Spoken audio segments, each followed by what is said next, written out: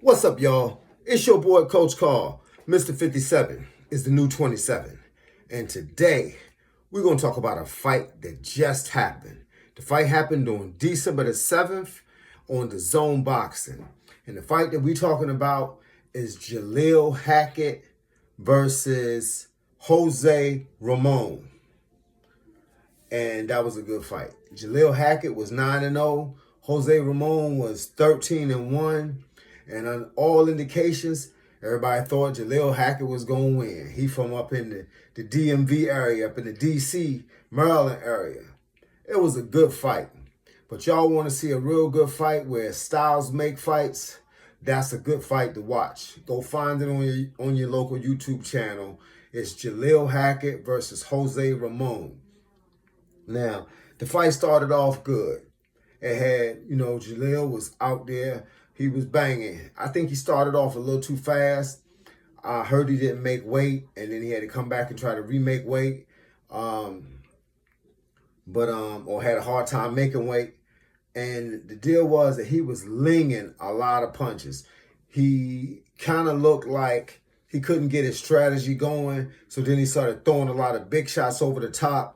He was rushing his fight game. And what the other dude was doing, Ramon was doing, is he was just interrupting everything he was trying to do. He was interrupting it with that jab. He was doing that Shakur Stevenson. He was popping that jab and taking a half a step back. So whenever Jalil went to wind up for the big shot, he never landed the big shot. And old boy was throwing that straight jab through the center. He was 6'2".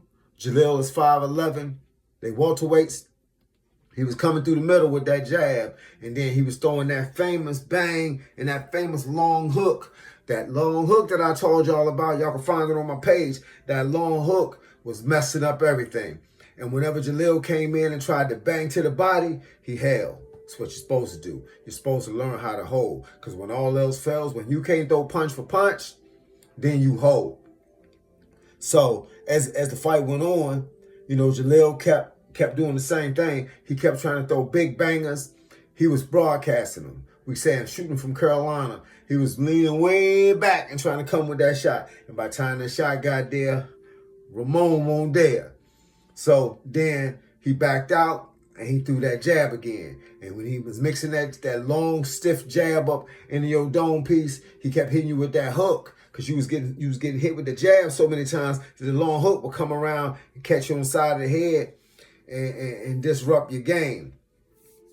And I try to tell people, styles make fights. You think you could be the better fighter all the time. You think you could be that guy that just got all these remarkable accolades. I mean, he had 140 some fights as an amateur.